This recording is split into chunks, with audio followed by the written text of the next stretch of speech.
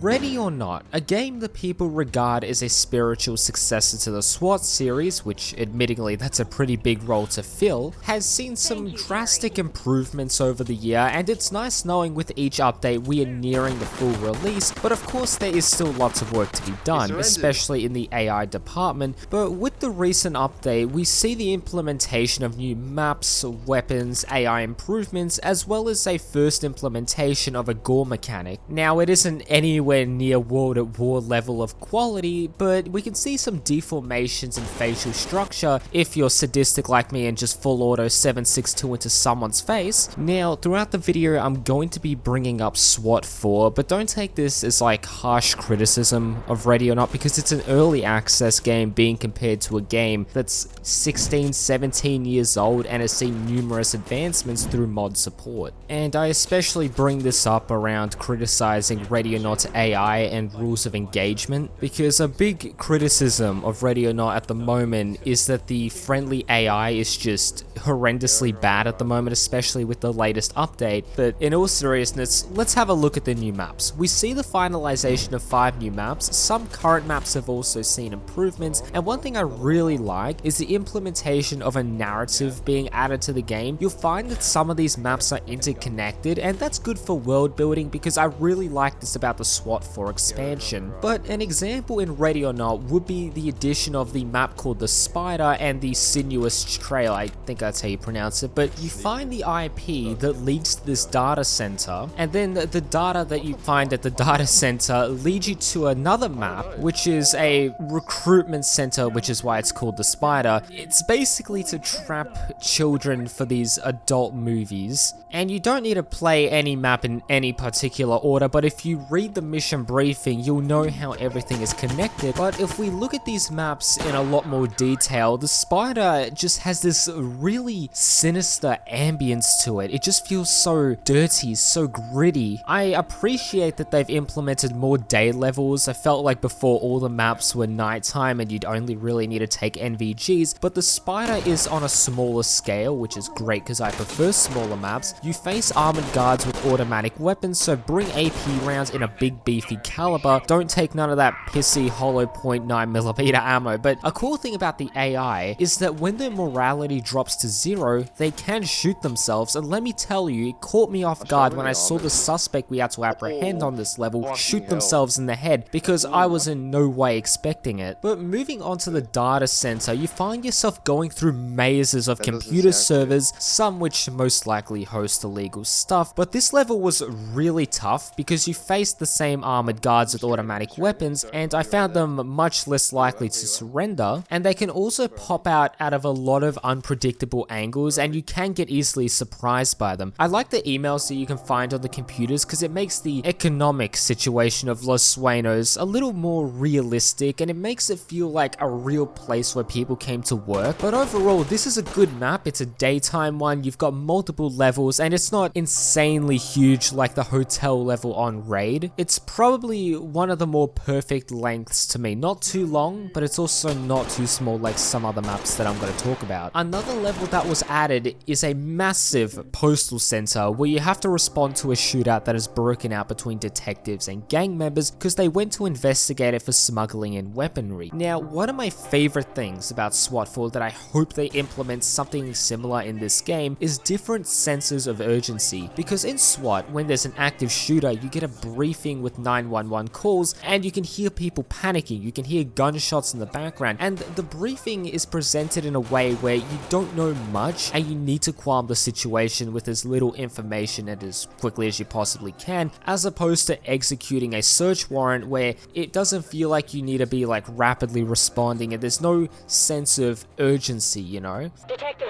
16 Adam requests you respond code 3 to CP at Fresno Street subway station. We have a 415G, shots fired with multiple suspects. Officer needs assistance. 10 David in West LA Division, a 211 in progress with shots fired and an officer down. 1081 South Westwood Boulevard at California Security Bank. At least 3 suspects still inside the location with 4 or more hostages. Suspects are armed with automatic weapons and are in full body armor. Stage of the command post just south of the bank on Westwood Boulevard. U1, SWAT is needed for high-risk arrest warrant service and possible hostage rescue at 25 Glendive Lane, Bronx. Detective 39 Adam requests you respond quickly but without lights and sirens. Suspect is wanted on multiple homicide and kidnapping charges. Suspect is a potential serial offender, likely to have a hostage victim inside. Suspect is believed to be mentally unstable. Expect erratic and dangerous behavior. 10 David, the location is 235 North Tiger Tail Road, RD 813. A large single-family dwelling. Botched home invasion 211. At least 5 armed suspects inside the residence with heavy weapons and body armor. Arena attempted to recon but was fired on over the location. 4 hostages, 2 adults and 2 children inside. Cradle tent staging is on Sunset at Tiger Tail. Now, I feel like Ready or Not could implement something by maybe having, like, let's say a 911 call playing off in the loading screen, or maybe Taka giving a mission briefing saying, oh, we've got multiple officers down, multiple civilians are killed, we've got this many gunmen. Now, obviously it doesn't have to be too long. We don't want the loading screen to be ridiculously long, but the game already has a really eerie tone to it, and I really feel like something like that could add to it. Now, in terms of opposition that you face off against, there'll be mixed armored opponents, but they'll mostly be unarmored, wearing gang colors that have pistols and shotguns, and you wouldn't find them having too many automatic weapons. So in this situation, I recommend majority hollow point ammo, but maybe take a spare magazine of armor piercing if you want to. And I didn't find the AI to be too difficult on this level. It was much funner and easier than the next map that I'm going to talk about, which is kind of sad to say, and that is a map called Sullivan Slope, and this does demonstrate some new AI mechanics where they can crawl through the walls as well as vents, but the story is a former USIA analyst is a suspect of a string of murders. Probably shouldn't say suspected, he did do a drive-by on a police station, but innocent until proven guilty. But the man he's gone batshit insane, basically. You can find full-on ricin instructions on a wall, and he's even preparing for a SWAT raid by having diagrams of where to aim. And the thing is, when I was playing with my friends, most levels that were implemented, we could do fairly well at them. This level, despite only having 2 suspects, was one of the hardest ones we encountered, because he could just pop out of nowhere and catch you by surprise. It's like a maze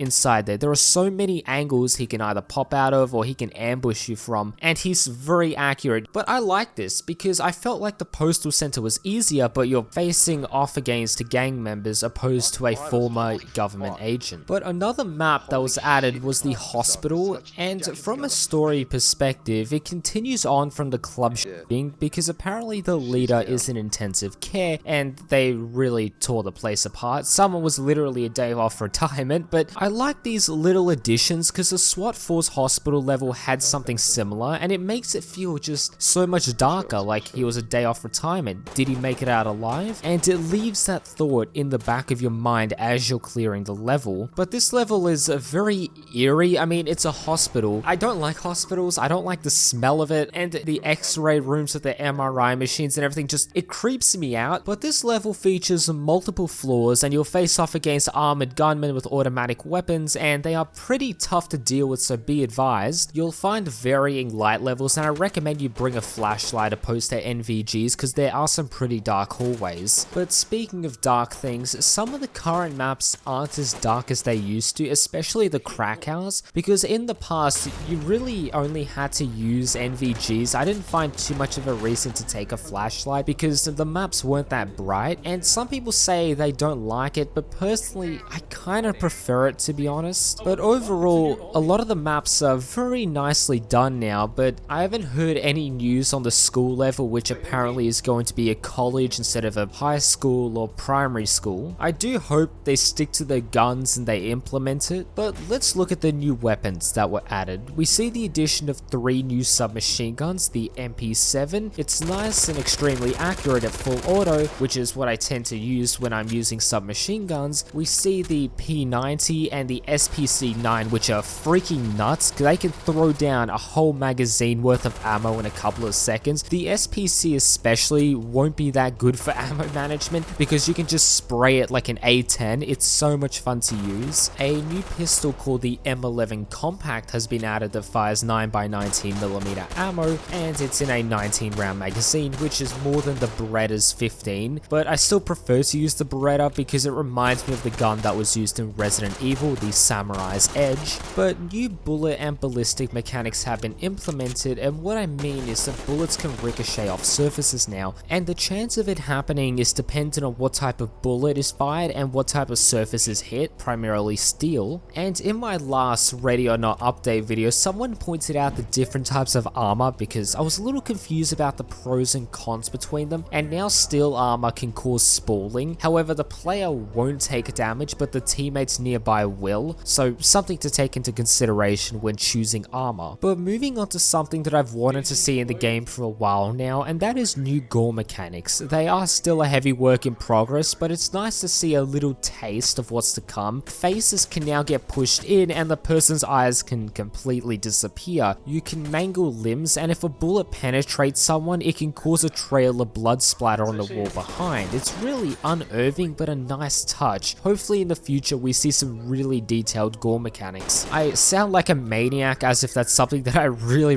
want above everything else, which isn't the truth. I want good AI above everything else, but I feel sorry for the person that's probably modeling the gore mechanics and has to scour through a bunch of cartel videos to see how a human head reacts to a 12 gauge shell, and I can save some of you the obvious, nothing is left. And one thing I really like is if you shoot someone in a major artery, there'll just be a sprinkler of blood that comes out of them, and it's really unnerving. You can hear them gurgling and choking on their own blood, and if you do shoot them enough but they don't go down, they can actually bleed out. But moving on to the last addition that I want to talk about, and that is improvements to the AI. Apparently before, they were performing random actions like civilians running towards fully armed SWAT officers and getting accidentally shot. They will apparently use complex mathematical equations to think of what is the best course of action to take. Now in SWAT 4 there is a morale system that determines the likelihood of the AI surrendering, and it was really well done in my opinion, because mentally unstable suspects or special forces soldiers are a lot less likely to abide by your commands, compared to a mentally stable civilian at a gas station for instance, who would be a lot more reluctant to give up when 5 armed people are running towards them. But in Ready or Not, they've implemented a faction type system where if you arrest the faction leader, everyone else's morale drops, making them more likely to surrender. Some of the AI is now able to crawl through walls and vents, and I'm sure this will lead to heaps of jump scares. But the AI can now run out of ammo, and this makes them either likely to surrender or resort to using knives or even punching you. But overall, I look forward to all future updates of Ready or Not because I have heaps of fun playing it with my friends. But I also do recommend that you check out the video that is on screen, because I'm going to end the video there, because if you did enjoy it, please consider leaving a like, subscribing, sharing the video with your friends. Anyways, my name is Tan2 and I will catch you guys in the next video. Peace.